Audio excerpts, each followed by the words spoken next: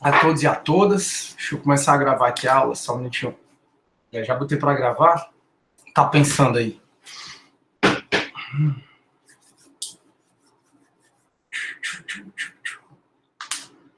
Ei, meu computador tá querendo pensar, galera. Tá aí gravando faz tempo. Vai dar bom. Pronto, gravou.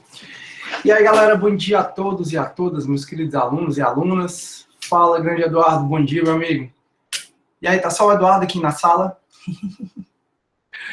Tá a Michele, bom dia. A Maria Moreira, bom dia. Show de bola, galera. Engraçado, né? Como tá o índice de abstenção, né, da aula. No começo, né, vocês lembram, nós somos aqui, acho 55, deixa eu ver quantos nós somos. Somos 54. Somos 54 alunos, no começo vinha 50, né, 50 e tantos, e aí agora temos 15. Ou como é, faz parte. É aquela história, né? Vai ser diferente quem fizer a diferença, né? Ou então vai fazer a diferença quem fizer diferente, né? Eu nunca me opus em fazer um sacrifício a mais, de acordar mais cedo, de estudar, de me esforçar, de fazer as tarefas que o professor mandava. E eu tenho muito orgulho da minha trajetória, porque com 23 anos, né, eu já era professor da Unifor, da FIC, eu não estudei lá, então, assim, ninguém me conhecia, não dava para saber. Com 23 anos também eu passei já no meu primeiro concurso. Aí, acho que com 26 já era mestre, com 30 doutor, com 35 pós-doutor. Então, assim, foi muito legal a minha trajetória, mas eu sempre quis fazer diferente, né? E aí eu tô parabenizando vocês por estar fazendo a diferença também. Show de bola. Aí, deixa eu ver aqui, a Monique também, bom dia. Peraí, acho que eu pulei, gente. O Vitor, bom dia, Vitor. A Maria Moreira assistiu a aula ontem, gostou, Maria Moreira? Foi bacana, não foi? Eu pedi para a Karen, nossa querida monitora, avisar vocês que ontem ia ter uma aula, vai ter 500 vagas. Turma, concurso de segurança pública é o pau que rola, tá? É o que vai sair mais, é o que tem saído mais nos últimos anos e já está autorizado, né? Nossa, que abuso desse barulho. 1h10 da manhã, um barulho aqui do Meet. Eu botei no silencioso, tá? Já eu tiro do silencioso. Sim, turma, o concurso de segurança pública, né, delegado, investigador, perito, escrivão, são os concursos que não vão parar de jeito nenhum, né? Talvez, alguns concursos dêem uma paradinha, exatamente porque o Brasil precisa se estabelecer, né, se restabelecer, principalmente economicamente. Foi aprovado aí o orçamento, e o orçamento já vem com rombo de não sei quantos bilhões aí, ou seja, o Brasil ele está gastando bem mais do que ele pode. E aí é por isso que a gente está nesse processo, né? Um dos motivos, não só por isso, né? Mas de dólar, de preço alto, essas coisas todas, né? Enfim, mas concurso de segurança pública nem pode nem vai parar. Aí o Camilo, nosso governador, ele mandou um termo de referência, né, para as bancas de concurso público em março. Já foi definida a banca e são 500 vagas para inspetor e escrivão, né? Aí ontem eu dei uma aulazinha de discursiva super legal. Maria Moreira, espero que você tenha gostado. Monique, bom dia. A Priscila também. Letícia, bom dia. Michele Jocafato, show. Você é top. Obrigado, Eduardo, show. E a Maria Moreira também, ela disse que foi ótimo. Foi, né? E lotou a sala aqui do Teams. Ou do Teams não, do Meet. Lotou. Aí eu tive que abrir, né, a live do Instagram no curso. Aí fiquei parte aqui e parte na live lá do Instagram. Mas foi boa mesmo. Aquilo foi uma ação de divulgação desse curso que me convidaram, né? Que é o professor Felipe Grangeiro que está organizando. Beleza. Então, turma, na aula de hoje eu vou continuar corrigindo a segunda chamada, tá? Continuar não, né? Vou começar a corrigir a segunda chamada, porque eu não corrigi a segunda chamada na aula passada. E uma das obrigações do docente, e eu me vejo isso certíssimo, é a gente, depois de aplicar a prova, corrigir a prova com vocês. Se tiver alguma questão passiva de nulidade, de alteração do gabarito, a gente tem condições de fazer. Eu disse para vocês que eu ia lançar a nota, assim como já lancei, né, as notas. Se tiver alguma correção na segunda chamada, eu faço essa correção no uniforme, isso é o menor problema, que é super simples, essa questão de correção de prova, tá bom? De correção de nota. Então é isso. Então a aula de hoje a gente vai corrigir a segunda chamada. Aí na aula de quarta-feira, a gente começa falando de um dos temas mais importantes desse semestre, tá? Vocês já viram que esse semestre toda a matéria é muito importante, toda a matéria você vê diariamente nos jornais e revistas e por aí vai. E essa matéria, prisões, medidas cautelares, liberdade provisória, aí é que é importante mesmo. Onde você vai entender quais são as prisões cautelares, né, que são prisões durante a investigação ou durante o processo, antes de transitar em julgado. Você vai entender o que é que acontece na audiência de custódia, que todo mundo fala, audiência de custódia, não sei o que é. Vai entender algumas questões relativas aos jornais todo dia, né, do nosso país. Mas isso a gente fica na aula de quarta-feira. Na aula de hoje a gente vai corrigir a segunda chamada. Então eu vou baixar aqui uma segunda chamada, turma, já compartilho minha tela. Enquanto isso, se vocês quiserem conversando um pouco, perguntando alguma coisa, espero que vocês estejam bem, estejam cuidando da cabeça, principalmente, né? Porque realmente a gente está aí sendo desafiado todo dia. 10, só um minutinho. Eu baixo logo, turma, só para vocês não verem o nome do aluno que eu estou baixando a prova. Isso que eu não compartilhei ainda. Segunda chamada. Show. 9 alunos fizeram a segunda chamada. Deixa eu ver que a média ficou 68,89. Podia ter sido um pouco melhor, né? A primeira chamada ficou 80 e pouco, não foi, turma? 89? Não foi? Não lembro mais agora. Acho que ou foi 79. Não lembro. Aqui ficou 6,9, né? A média dos alunos que fizeram a segunda chamada.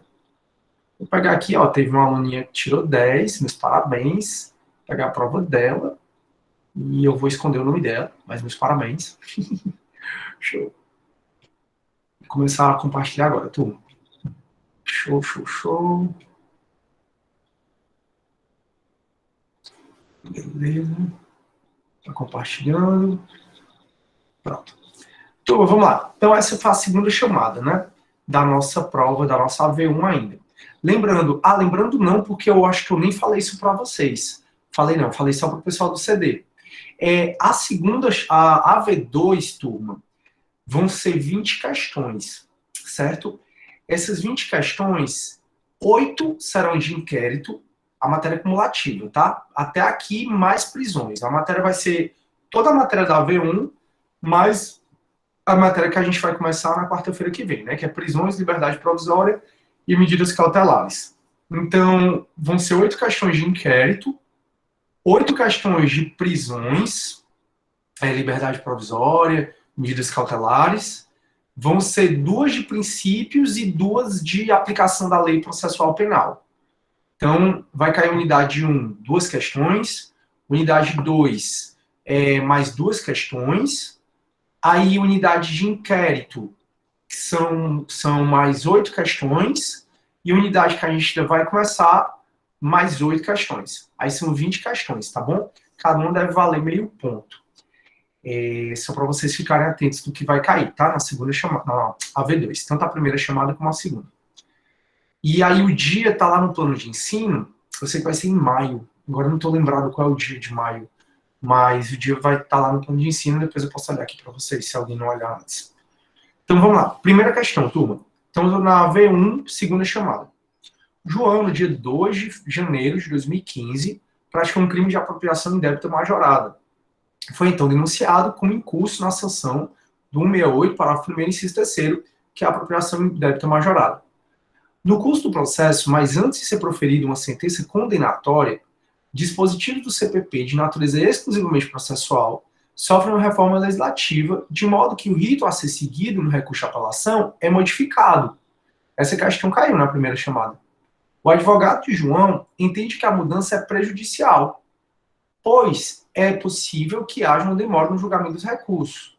Nesse caso, após a sentença condenatória, é correto afirmar que o advogado do João, ele vai seguir ou não o novo rito de apelação. Turma, a lei processual penal, a gente já falou isso várias vezes, ela não se preocupa se ela é melhor ou se ela é pior para o réu. Ela tem aplicação de imediato.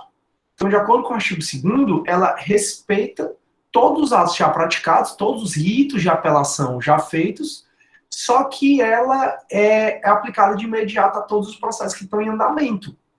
Então, se não houve apelação ainda, se não houve a sentença ainda, e foi modificado o rito de apelação, quando saiu a sentença, já é esse novo rito, o advogado tem que seguir o novo rito, pelo princípio da imediatidade da lei processual penal, ou ainda pelo princípio, né, do tempus resti actum. Então, o advogado de João deve respeitar o novo rito do recurso de apelação, ainda que seja prejudicial. Esse negócio de lei favorável e desfavorável ao réu é mais direito penal, não é processo penal, pois aplica-se o caso da extratividade. Extratividade não, extratividade é a questão que vocês viram lá em direito penal, que é das leis penais temporárias, das leis penais excepcionais, que tem ultraatividade, da retroatividade da lei penal mais benéfica. Então, extratividade é lei penal. Como a questão está falando de exclusivamente processual, não tem extratividade. B. Deverá respeitar o novo rito do recurso de apelação, pois se aplica ao caso o princípio da imediata aplicação da nova lei. Correto, artigo 2º. É a B. A C e a D não são. Então, pronto, foi uma questão que caiu na OAB, tá? Tá aqui as explicações para vocês. Show! Segunda questão foi elaborada pela Karen. Essa segunda, acho que ela também caiu na primeira chamada. Olha como eu fui bonzinho, eu repeti questões, vamos para frente.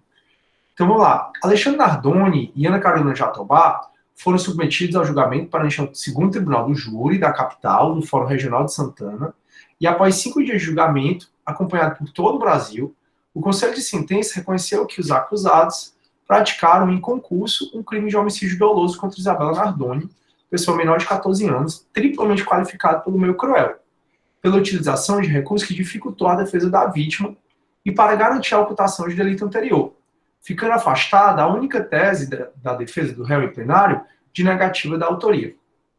Alexandre Nardoni foi condenado a uma pena de 31 anos pela prática de homicídio, triplamente qualificado, agravado por ter sido pai. Por sua vez, Ana Carolina foi condenada a pena de 26 anos, isso aqui foi exemplo meu dado em sala de aula, né? Beleza, pelo homicídio contra a Isabela Nardoni. A referida sentença condenatória foi publicada dia 27 de março de 2010. Por suas vezes, os crimes imputados ocorreram no dia 29 de março de 2018. De 2008, perdão. Agora, uma lei de 2008 alterou integralmente o procedimento do Tribunal do Júri, e foi uma lei estritamente processual penal, ou seja, o mesmo raciocínio da questão anterior. E uma das alterações mais relevantes foi no procedimento a extinção de um recurso que era chamado protesto por novo júri. De acordo com essa informação e seus conhecimentos sobre lei processual penal, o caso Nardoni terá direito ao protesto por novo júri? Turma, o que é que aconteceu? Os Nardoni mataram a Isabela. Quando eles mataram, no dia que eles mataram, existia esse recurso que era o protesto por novo júri. No tempo depois que eles mataram, veio essa lei, a 11.689, de 2008, e ela revogou, ela extinguiu esse protesto por novo júri, não existe mais. Os Nardoni, eles foram julgados em 2010. Quando eles foram julgados, não existia mais o protesto por novo júri. Existia quando eles mataram a Isabela, mas não existia mais quando eles foram julgados. E o recurso cabe depois do julgamento, né? Nesse caso, eles tiveram direito a usar o protesto por novo júri? Não. Exatamente pelo mesmo raciocínio da lei anterior, da questão anterior. Porque é regido o tempus resti actum, né, o princípio da imediatidade, aplicação da lei processual penal. Então, se no momento que eles poderiam usar já não existe mais o recurso, eles não podem mais utilizar aquele recurso. Então, eles puderam utilizar o protesto por novo júri?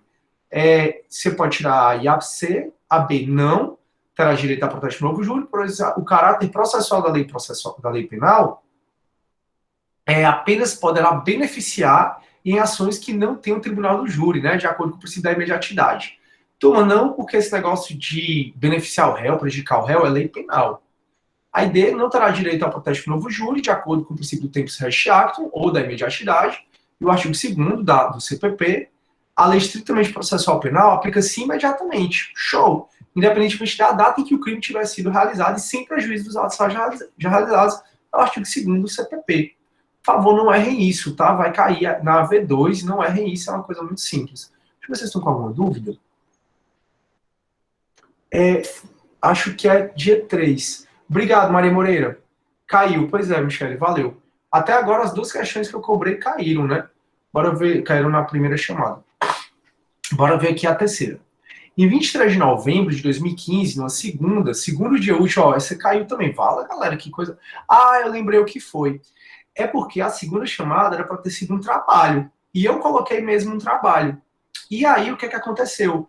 A Janete disse que... Janete não. A Karen, a monitora, disse professor, os alunos estão acessando, mas é um trabalho. E o senhor disse que era prova. Eu disse que era prova? Tô batendo muito bem da cabeça, não. Aí ela foi. Aí eu montei a prova rapidinho, então eu acordei. Já estava acordado, meu amigo estava tomando café. Aí eu fui e fiz uma prova rapidinho, então não tive nem tempo de olhar direito as questões. É por isso que repetiu, agora que eu lembrei. Que era para ser um trabalho e acabou sendo uma prova mesmo, né? Essa também caiu, turma. Então, ó, em 23 de novembro de 2015, segunda, sendo o dia seguinte útil em todo o país, tece o advogado de defesa do réu em ação penal de natureza condenatória, intimado da sentença condenatória do seu cliente.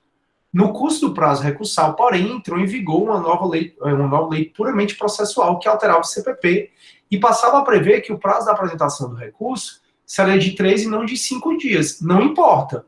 Por que nesse caso é diferente das demais, né? Porque nesse caso foi alterado o prazo da apelação no curso do prazo já em andamento. Então, você foi intimado da sentença do seu cliente hoje.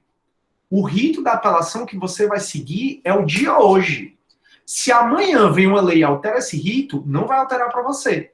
Porque para você já é um ato jurídico perfeito. Você já, para até questões mesmo de segurança jurídica, você tem que respeitar o prazo da apelação do dia em que você foi intimado. Então, quando é que você ganhou o direito de apelar? Quando você foi intimado da sentença. Qual é o rito que está valendo da apelação no dia que você foi intimado para a sentença? Esse rito que o prazo é 5 dias. Se vier depois uma nova lei aumentando ou diminuindo esse prazo, não vai valer para você. O seu prazo vai continuar sendo de 5 dias. Então, turma, é o que eu sempre digo para vocês. A lei processual penal que vale é aquela do dia da data da prática do ato processual. Então, eu fui intimado para apelar. Hoje, qual é a lei que está valendo hoje? Pronto. Então, a lei que está valendo hoje, o prazo é de 5 dias. Amanhã vem uma lei dizendo que o prazo agora é 3 dias. Essa lei não vale para mim. Amanhã vem uma lei dizendo que o prazo é para 8 dias. Essa lei, como regra, não vai para mim. Essa lei, se aumentar, pode até valer para mim, mas a lei tem que dizer expressamente. A regra é a lei da data da intimação, que é aí que você ganha o direito, né? A lei que está valendo na data que você ganha o direito de usar aquele recurso, aquele ato processual. Então, assim, se no curso do prazo diminuiu de 5 para 3, você continua nos 5 dias. Aí, no dia 30 de novembro, dia útil, TECE apresenta recurso de apelação acompanhado das respectivas razões. Considerando a hipótese narrada, o recurso é... Aí, ó, 23 de novembro foi para segunda. O prazo processual penal começa a contar no dia seguinte. Então, começa a contar na terça. Terça, quarta, quinta, sexta e sábado. Então, caiu no sábado. Só que prazo processual começa e termina em dia útil. Sábado não é dia útil, domingo não é dia útil, segunda é dia útil. Que segunda foi dia 30. Então, ele podia entrar até dia 30 e ele entrou dia 30. Por quê? Ó, começa a contar 24. 24 terça, 25 quarta, 26 quinta, 27 sexta, 28 sábado, 29 domingo, 30 segunda. Então, realmente, ele foi tempestivo, aplicando-se o princípio do tempo SHA, que o antigo prazo recursal deve ser observado. Por isso que eu já fiz com vocês também, acho que ninguém está com dúvida, né? Pronto, essa aí eu não fiz, não. Agora a quarta é novidade. De acordo com os conceitos abordados em introdução ao processo penal, marque as alternativas incorretas, né? Pode ser que tenha ou não. Pode ser que tenha mais de uma ou não. Então, diz assim, ó. Na antiguidade, poderia o homem resolver seus conflitos sem a interferência do Estado. Atualmente, estando banida a vingança privada, resta confiar ao Estado, através do direito processual penal, a soluções de demandas criminais, né? Tá correto. Então, antigamente, quando existia a figura do Estado, né? Cada um podia fazer justiça com as próprias mãos. A gente começou sobre isso na primeira aula. Então, você podia matar, mas também você podia ser morto. Você podia roubar ou vingar a morte de um parente, mas também você podia ser vingado, né? Isso era muito complicado. Então, essa está correta. Mas a gente está procurando a errada, tá? B. O direito penal intervém somente nos casos de maior gravidade. Correto? É o princípio da intervenção mínima, né? Que seria em penal 1. Protegendo uma parte dos interesses jurídicos. Tem-se aqui como variante a intervenção mínima, que objetiva reprimir apenas as condutas que mais agridem os direitos inerentes ao homem. Correto? Diante disso, o direito processual atua como um instrumento de aplicação do direito penal. Eu passei, acho que 5 aulas falando isso, que o direito processual ele é instrumental. Ele é um instrumento de aplicação do direito material, que é o direito penal. Correto também.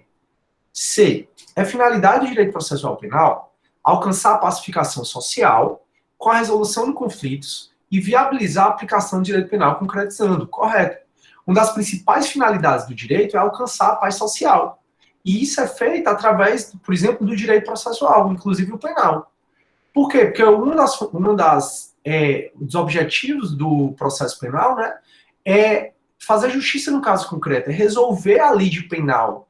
Nem que não dá para trazer, né, a vítima de volta, por exemplo, no caso de homicídio, mas dá para punir o autor do crime.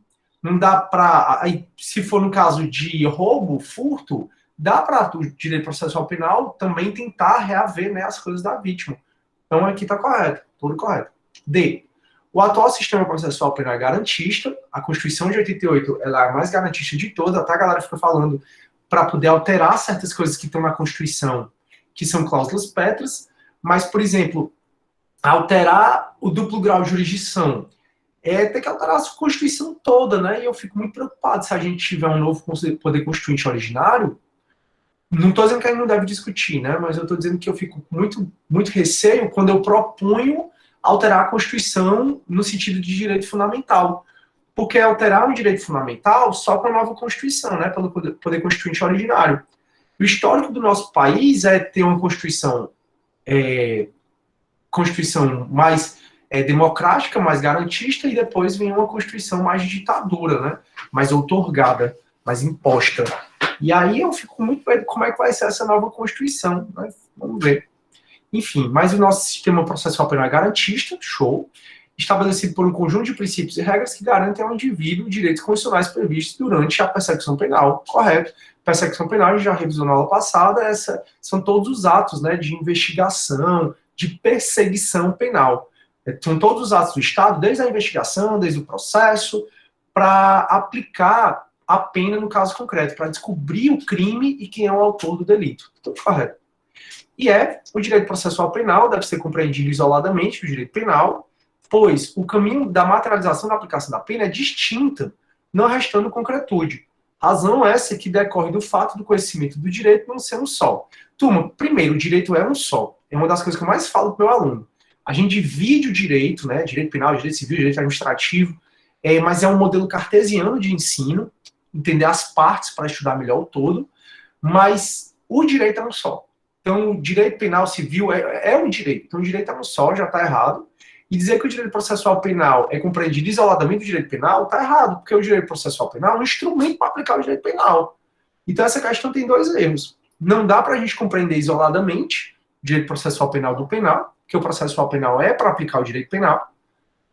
E também o direito é uma coisa só. Dizer que o direito não é um só está errado, por isso que essa é a questão correta. Beleza até aí? Beleza. Não falo nada, então eu vou continuar. Próxima questão, quinta questão. O Brasil, a quinta, turma, é aquela questão que eu tenho que anular. Eu acho, será que eu já anulei, hein?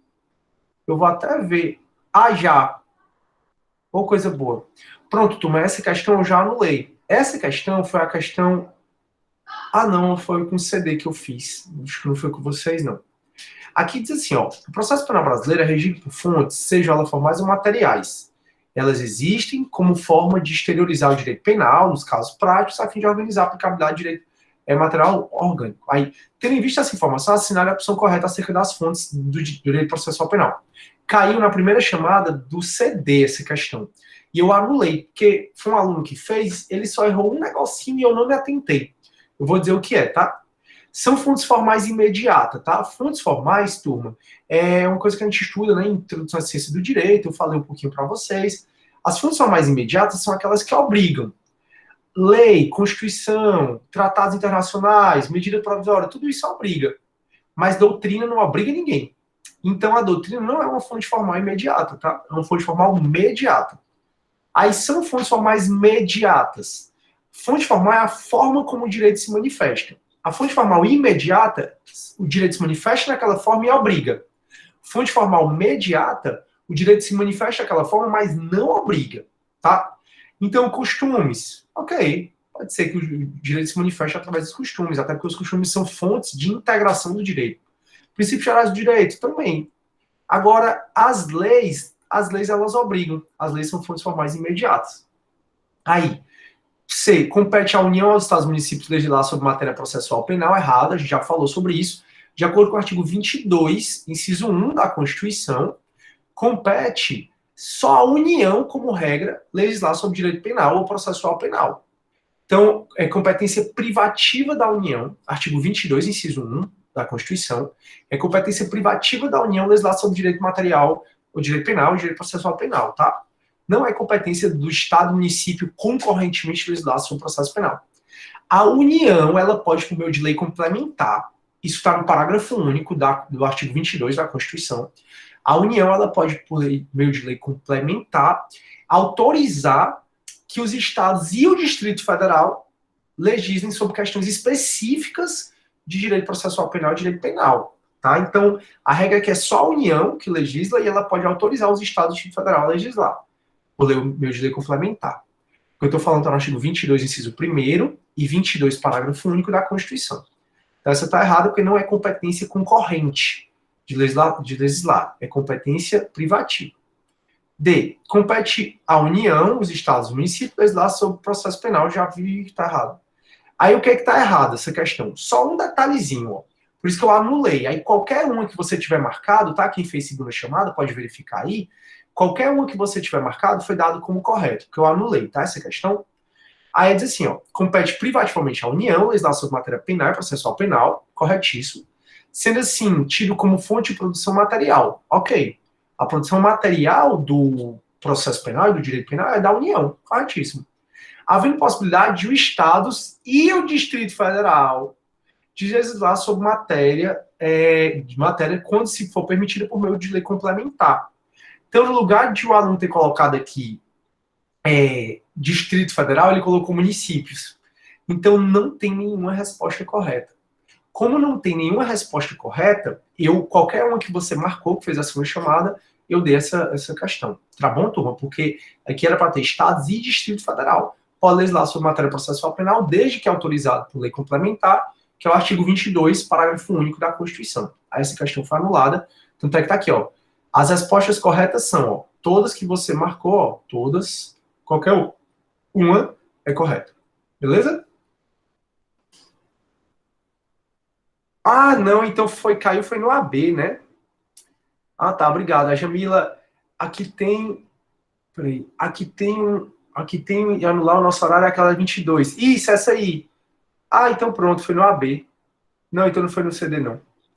Show. Professor, caso seja aprovado o Pacto Federativo, dando mais autonomia aos estados e municípios, o que poderia mudar em relação à matéria processual penal? Pois é, Vitor, tem que ver aí com relação a isso, né? Porque tem que ver como é que eles vão falar em relação às competências de cada um.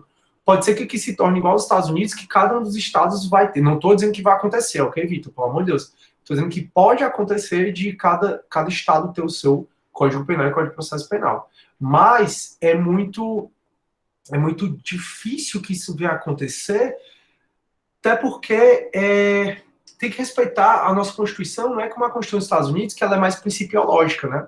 A nossa Constituição, ela fala demais. Ela fala até que o Colégio Dom Pedro II não pode sair do Rio. Ou seja, a nossa Constituição, ela devia falar um pouco menos. Mas, bora ver, né? Aí, se você for atuar aqui no Rio Grande do Norte, por exemplo, você vai ter que saber dois códigos diferentes. Vitor, eu não acho que isso vai chegar a acontecer, ok? Oi, Matheus, bom dia, seja bem-vindo. Show. Então, vamos lá, turma. Continuando. Então, falar de vocês. Então, ela caiu. Quinta, então, turma, de 5 questões até agora 4 eu repeti, né? E um anulei, ou seja, o pessoal da segunda chamada deveria ter tirado 10, todo mundo. Bora lá para a próxima. De acordo com o sistema acusatório, marca a alternativa incorreta. Escolha uma opção. A. É um sistema utilizado pelo Brasil, sim, visto que a Constituição de 88 é uma Constituição garantista, corretíssimo. O acusado tem direito a ampla defesa contraditória, corretíssimo. A imparcialidade do juiz é garantíssimo, dito, corretíssimo. Cabe somente ao órgão julgar e acusar. O juiz concentra as funções de acusador e julgador, está errado, né? Questão facílima, pelo amor de Deus, isso é sistema inquisitivo. E o processo vem a ser público, também está correto. O que está errado é só a D, essa questão, né, da diferença de sistema acusatório e inquisitivo. Acredito que todo mundo já está seguro em relação a ela. Bora para a próxima. Em março de 2014, se inicia um conjunto de investigação em Curitiba acerca de um dos maiores esquemas de corrupção e lavagem de dinheiro do Brasil, por contratos irregulares realizados pela Petrobras junto ao governo federal e também aos governos estaduais. À frente desse processo estava o ex-juiz federal Sérgio Moro, que desempenha o papel de juiz natural, tendo a função de julgar o mérito da ação. Representando o Ministério Público Federal, que tem a função principal de acusação, temos o Procurador da República, Dallagnol. Vocês estão vendo até que o presidente do STJ mandou investigar os procuradores da Lava Jato, né, por excesso na investigação, por excesso, porque os procuradores da Lava Jato miraram os ministros do STJ. Eles quiseram também investigar ministros do STJ na surdina. E aí o STJ abriu um inquérito para investigar isso. É uma das formas do judiciário, né, investigar. Falei para vocês, um inquérito judicial. E aí o que acontece? Os procuradores entraram no STF para barrar essa investigação, né? Então o Dallagnol e mais são 6 procuradores da República no total investigados. Os 6 eles não querem ser investigados, aí entraram no STF para o STF barrar essa investigação aí. Nosso país é uma bagunça, né, pessoal? Olha assim, que bagunça esse país. Enfim, vamos para frente. Então, em conversas entre o ex-juiz Sérgio Moro e o Dallagnol foram vazados trechos da conversa. Então, seguinte, o Moro falando. Fonte me informou que a pessoa do contato estaria incomodada por ter sido a ela solicitada a lavratura de minutas escritas por transferência da propriedade dos filhos do ex-presidente. Aparentemente, a pessoa estaria disposta a prestar informação. Estou repassando, a fonte é séria. Obrigado, faremos contato. Ou seja, um juiz falando no WhatsApp para acusação que existe uma prova, para acusação e apurar. Meu Deus do céu.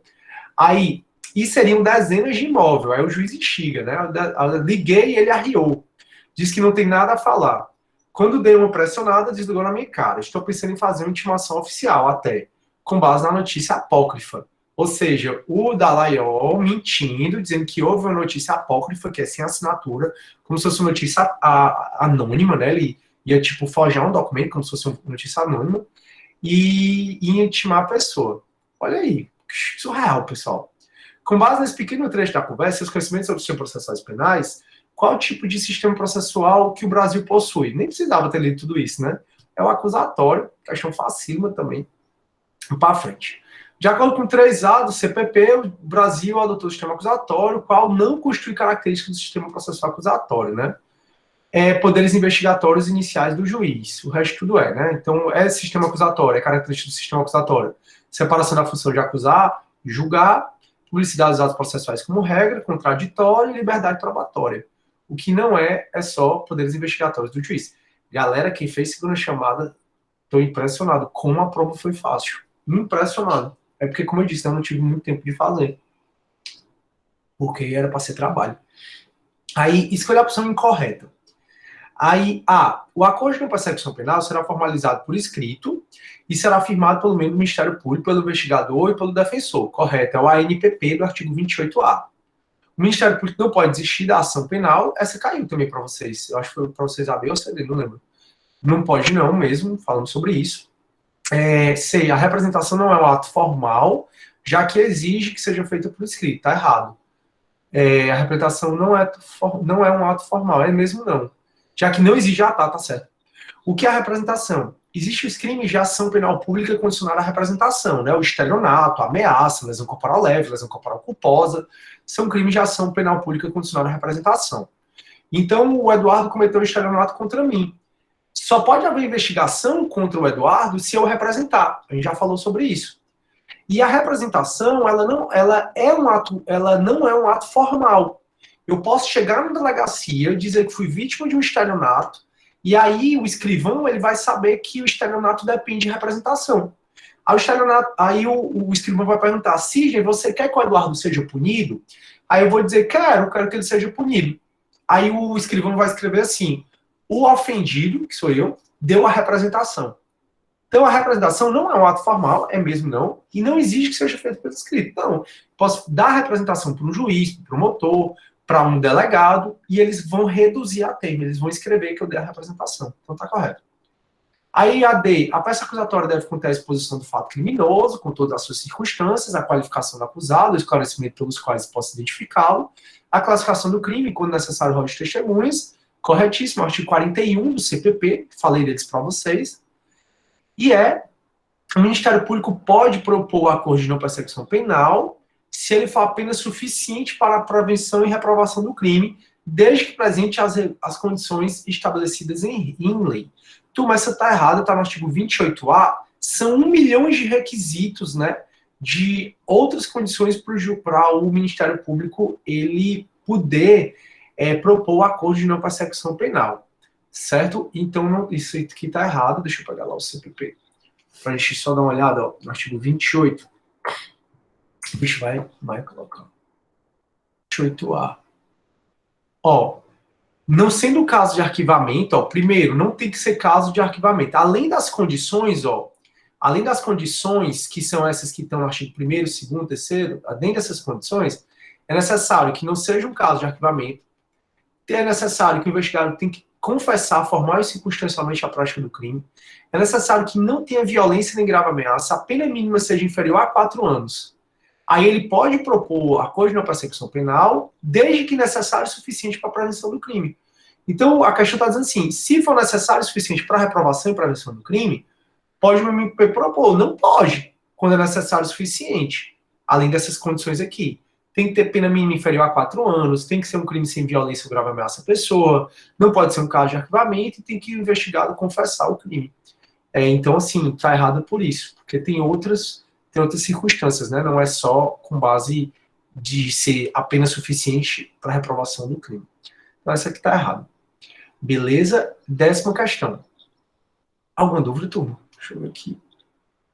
Pois é. Não, Lívia. Professor, pode falar. Pode repetir por que aquela A está errada? Deixa eu voltar lá. Diz assim, né? O acordo de não persecução penal será formalizado por escrito e será firmado pelo membro do Ministério. Não, mas ela não está errada, não, ela está correta. O que está errada é essa aqui, ó. Tá entendendo? Porque a questão está pedindo a questão incorreta. Ou seja, todas são corretas. Não, eu entendi. Eu quero saber por que não foi aquela marcada, entendeu? Porque o acordo... Eu marquei ela, entendeu? Tá. Porque a própria lei diz isso, ó.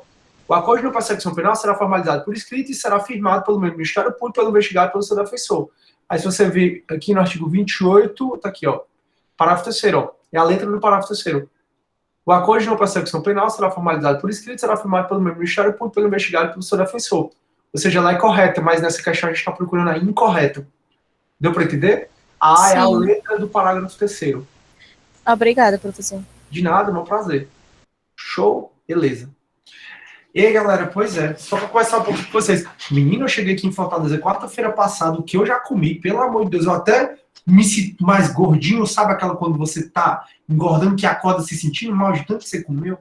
Porque lá na casa de praia, né, não tem São Paulo, não tem Tortelê, não tem, sei lá, Coco Bambu, não tem Outback. Aqui, pessoal, eu pareço um desesperado. Sabe aquela pessoa que tá na prisão e quer comer todo mundo? Aí eu tenho comido tanto, mas tanto, que eu tô doido pra voltar pra casa de praia. Porque não tem exercício físico que consiga. Eu fui pra casa de uns amigos, né? Aí se viu um monte de sobremesa, eu sou doido por sobremesa. Aí eu comi sobremesa de goiaba, comi sobremesa de limão, comi um bolo lá, não sei o quê. Aí meu filho, não tem corrida que mate essas suas calorias aí que você tá botando. E eu digo, pois é, e quanto mais eu tô ficando mais velho, né? Mais eu vejo que o negócio tá ficando difícil. Aí aqui é a minha luta eterna, né? Come, depois malha, come, malha. Não, e as academias fechadas, que você treina em casa, não é a mesma coisa, não sei se vocês acham que é a mesma coisa. Aí eu tô optando agora pelos funcionais. Aí eu fico indo para as aulas de funcionais, fico fazendo aqui em casa mesmo, eu como ele. Aí, ó, a Priscila, não, Priscila, eu não sei se tu me conheceu antigamente, porque antigamente eu realmente postava o que eu comia. Só que aí muitas pessoas pediram para eu parar de postar, porque a humanidade toda está em dieta, né? Quase todo mundo vive em dieta. E aí era muito ruim, porque eu também vivo em dieta, mas eu como muito, mas eu malho muito. Por isso que eu acho que eu consigo ficar aí um pouco magro. Mas aí o pessoal veio, não, para de postar esses doces, essas coisas e tal, porque se eu postar, é surreal, é anormal a quantidade de coisa que eu como. É anormal, pessoal. Ontem mesmo meus amigos vieram pra cá, que assistiu Liga da Justiça. Aff, Maria, 4 horas de filme. Demorou 6 horas e meia para acabar. Nessas 6 horas e meia, eu mandava parar de meia hora, né? Para poder comer. Aí eu tenho evitado postar, Priscila, mas foi surreal. Aí a Lívia, eu quando vou pra Fortaleza, não, tô doido pra ir embora, eu vou quarta-feira voltar pra casa pra passar a Semana Santa lá. É porque eu tenho umas coisas do tribunal aqui pra resolver, mandado pra cumprir, aí eu tô por aqui, por enquanto. KKKK é normal mesmo. E ainda se manter magro. Mas Priscila, é a muito custo, viu, esse negócio de se manter magro. Eu tô pra assumir a minha forma física de gordinho mesmo, porque é correr, é nadar, é malhar, é não sei o quê, é andar de bicicleta. A Jamila, eu moraria lá, tem a praia do lado, se ninguém quer, sem ninguém por perto, é verdade. Lá é surreal, parece que a praia é só pra mim, porque não tem ninguém mesmo. Show, show, show. Então vamos lá, já que a gente conversou um pouquinho, eu vou continuar aqui as nossas questões. Beleza, turma? 10ª questão, né?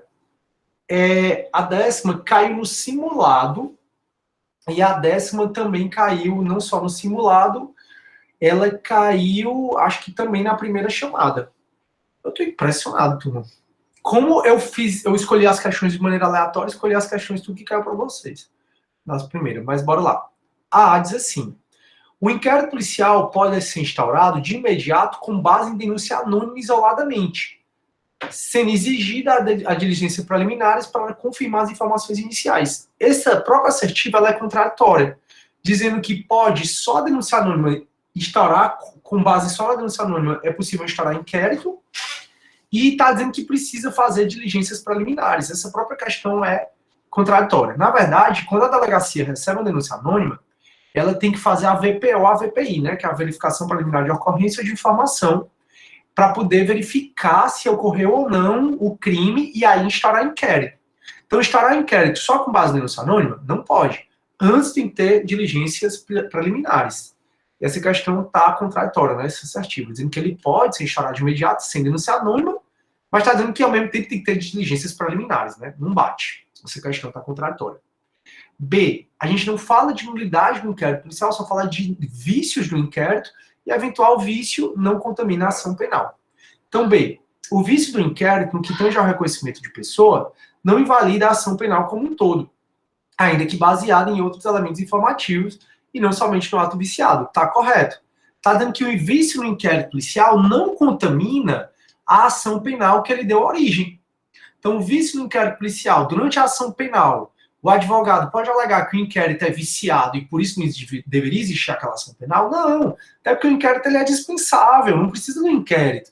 Então, se não precisa do inquérito, se ele é dispensável, né, quando tem justa causa para a ação penal, quando tem a PEC e a ISA, já conversamos sobre isso, se o inquérito ele é dispensável, então não precisa haver o vício, eventual vício do inquérito não contamina a ação penal. Essa que está correta, a B está correta. C, a autoridade policial, como regra, deve identificar criminalmente o indiciado, falso. Tem uma lei que é de 2009, que é uma lei de identificação criminal. A própria Constituição diz que não é possível, como regra, identificar criminalmente, através dos dedinhos, o civilmente identificado. Então, se você tem RG, CPF, passaporte, você não deve ser, que são identificações cíveis, né? Você não deve ser identificado criminalmente, então tá errado.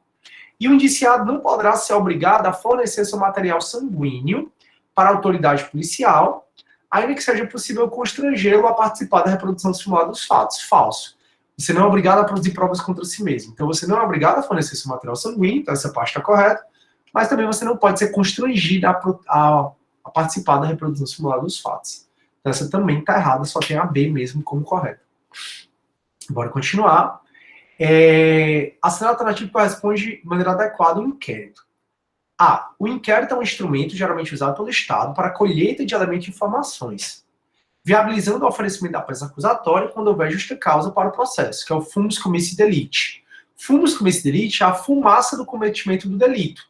Então, justa causa é a fumus comissi delicti. E o que é o fumus comissi delicti? É a PEC e a ISA, a prova da existência do crime e indício suficiente de autoria. Então, o inquérito policial é um instrumento geralmente usado pelo Estado para a colheita de elementos de informação, viabilizando o oferecimento da peça acusatória quando houver justa causa para o processo. Está corretíssimo até agora esse conceito. E contribuindo para que pessoas inocentes não sejam justamente submetidas a cerimônias degradantes do processo penal. Essa questão, turma, ela está correta. Eu só ficaria assim, né, de não marcar essa, se não tivesse outra, por colocar cerimônias degradantes do processo penal, né? Não era para ser cerimônias degradantes do processo penal, porque isso é muito subjetivo Para uns pode ser degradante, para outros não. Mas, tirando isso aí, não tem nada errado, não. Na verdade, não tem nada errado, porque realmente são cerimônias degradantes. Mas é uma questão que, se eu fosse rever, eu tiraria essa parte degradantes. Aí, B. O inquérito policial é sigiloso, é mesmo, porém é direito do defensor, no interesse do apresentado, ter acesso amplo aos elementos de provas que tiverem documentados ou não. Opa! Não. É direito do defensor, súmula vinculante número 14, ter acesso amplo aos elementos de provas documentados. Se não tiver documentados, ele não tem acesso. Então tá errado. Esse ou não aqui torna o item errado. Tem que ser só documentados. C. Por compor o processo penal, não. O inquérito policial subsidia a colheita de provas. Na verdade, o inquérito não compõe o processo penal. Se o inquérito ele compusesse o processo penal, a gente teria um sistema misto. E o nosso sistema é o sistema acusatório. O nosso sistema processual penal é acusatório. Exatamente porque o inquérito não faz parte do processo penal. Então, o inquérito não faz parte do processo penal, já está errado. D. O inquérito policial é mera peça informativa, é mesmo, porém, eventuais vícios dele constantes têm o condão de contaminar o processo penal que deu origem. Não, está errado. Isso aqui é jurisprudência já pacífica. Você lembra que não é simulado, dizendo que vícios do inquérito não contaminam a ação penal. Item E. O processo penal inicia-se com a instalação do inquérito policial. Por essa razão, para que o Estado possa deflagrar a persecução penal em juízo, é indispensável a presença dos elementos de informação. Está tudo errado. O processo penal não inicia com a instalação do inquérito policial. Já está errado. E também o inquérito ele não é indispensável. O inquérito é dispensável para a persecução penal, né, para o processo penal. Então está erradíssimo, beleza? Aí está aqui as justificativas. Deixa eu ver se vocês escreveram alguma coisa. Pronto, ninguém escreveu nada. Estou indo, acho que são 15 questões, estamos já acabando tudo. São 14, né? Então pronto, já acabando. Item B. 12, né? 12. Vamos lá, assinale a opção correta. Não, já li a 12, né? Não, li não. Então a 12 agora. Escolha a opção correta, tá? A. Trata-se de um procedimento discricionário, e é mesmo, pois ao contrário da fase judicial, em que há um rigor procedimental a ser observada, a fase preliminar de investigação é conduzida de maneira discricionária pela autoridade policial, que deve determinar os rumos da diligência de acordo com a peculiaridade do caso concreto. Correto. O juiz, durante o processo penal, ele tem que seguir rigorosamente cada ato processual. O juiz não pode inverter a ordem dos atos processuais. Se o juiz inverter a ordem dos atos processuais, o processo vai ser declarado nulo a partir daquele ponto. Já o inquérito, turma, o delegado tem discricionariedade para investigar. O artigo 6º diz que o delegado deverá fazer várias diligências, mas ali a gente interpreta como o delegado poderá. Então, realmente, o inquérito é um procedimento discricionário. Ao contrário da fase judicial, o delegado ele conduz de maneira discricionária as diligências. Corretíssimo essa aqui. B. Uma vez instalado o inquérito, caso a autoridade policial conclua pela atipicidade da conduta, poderá determinar o arquivamento. Artigo 17. A autoridade policial não arquiva inquérito policial. O inquérito policial ele é arquivado depois que tem um pedido do MP através do juiz. Então, só quem arquiva inquérito policial é o juiz, depois que o MP pede. Só juiz, depois que o MP pede. O delegado não arquiva inquérito policial. É a característica da indisponibilidade. Falamos sobre isso. O inquérito ele é indisponível. Significa que a autoridade policial não pode arquivar o inquérito. C. O inquérito deverá terminar no prazo de 15 dias. Falso. Como regra, é no prazo de 10 dias, se ele está preso em flagrante. Ou 30 se ele estiver solto. Então, o que está errado é o 15, é só 10 dias. Está no artigo 10 do CPP. D. Ao tomar conhecimento da notícia de crime de ação penal pública incondicionada, a autoridade policial decidirá se instaura ou não o inquérito, mesmo tendo certeza da materialidade do fato em de insuficiente autoria, independentemente de provocação da vítima, pois o inquérito é um ato privativo do delegado. Turma, o delegado, se ele ficar sabendo de um crime, de crime de ação pública incondicionada, né, que é o caso da questão aqui, se ele ficar sabendo de um crime de ação penal pública incondicionada e tiver a materialidade provada, por exemplo, ele chegou num bairro, viu um homicídio, viu um cara lá morto, ele é obrigado a instaurar inquérito policial, certo? Ele não tem essa discricionariedade de não instaurar, não. Lembra do princípio da oficiosidade, que o inquérito deve ser iniciado de ofício, né? A gente já falou sobre isso. Então, ele está errado. E o inquérito policial pode ser dispensável, e é mesmo. O inquérito policial pode ser dispensável. Por essa razão, o indiciamento não é um ato privativo do delegado. Indiciar é colocar alguém para ser o investigado principal, né, no inquérito. Eu já falei para vocês 1000 vezes que o STF entende que o ato de indiciar alguém, de colocar alguém como principal investigado, é do delegado. Nem juiz e promotor podem obrigar o delegado a instaurar inquérito. Mas juiz e promotor não podem obrigar o delegado a indiciar uma pessoa. Então, ainda que o juiz determine que o delegado instaure inquérito para investigar o roubo que eu cometi, se eu vou configurar lá, o delegado vai ser obrigado a investigar aquele roubo, mas se eu vou figurar como indiciado ou não, aí é privativo do delegado, tá bom? Então, o ato de indiciamento é privativo do delegado, falamos sobre isso também. Show, beleza? Questão fácil também. No que se refere aos direitos individuais, o tema inquérito marca a opção correta. Caso seja necessário, a autoridade policial poderá requerer ao magistrado o arquivamento do inquérito. Não. O inquérito é terminado com um relatório do delegado. E nesse relatório ele se limita, pelo menos na teoria, a dizer o que ele fez durante o inquérito. Na verdade, quem vai requerer o arquivamento do inquérito, se assim entender, é o MP. E o MP, ele pode entender diferentemente do delegado. O delegado pode até recomendar o arquivamento, ou propor, sugerir, mas o delegado não pode pedir o arquivamento, não. B. Após o arquivamento, ainda que venha a surgir novos elementos de informação, notícia de prova nova, não pode haver o desarquivamento, já que, em regra, a decisão de arquivamento faz coisa julgada. Tá errado. Em regra, se quer a súmula 523 do STF, súmula 523, que, arquivado o inquérito policial, o próprio delegado pode reabrir se surgirem novas provas, e não tiver extinta a punibilidade. A regra é que a decisão de arquivamento só faz coisa julgada formal. Então, a regra é, arquivou o inquérito, porque não tem PEC ou não tem ISA.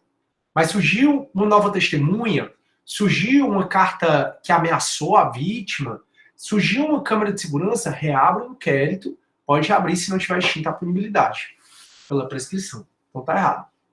A regra é que ele não faz coisa julgada formal nem material. C, só faz coisa julgada formal. Né? O arquivamento, como regra, só faz coisa julgada formal, por isso pode ser reaberto. Não faz coisa julgada material. C, não é garantido ao defensor do investigado o pleno acesso aos documentos já anexados ao procedimento investigatório, pois o inquérito é sigiloso. Falso, súmula vinculante número 14, o defensor do investigado tem acesso aos autos do inquérito. D. O inquérito policial é dispensável para a promoção da ação penal, desde que a denúncia seja minimamente consubstanciada em elementos exigidos em lei. Turma, essa está correta.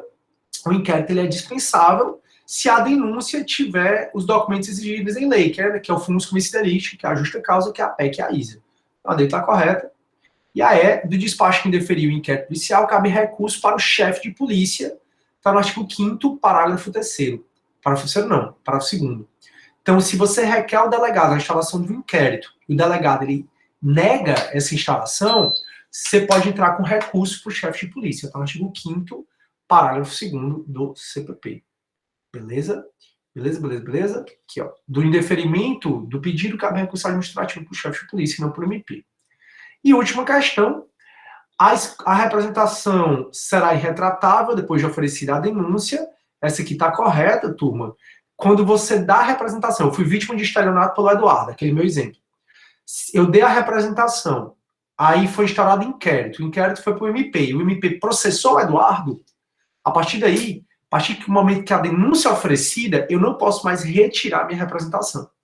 Então, se eu der a representação contra o Eduardo, porque ele cometeu estelionato contra mim, eu posso retirar. Posso retirar essa representação até quando?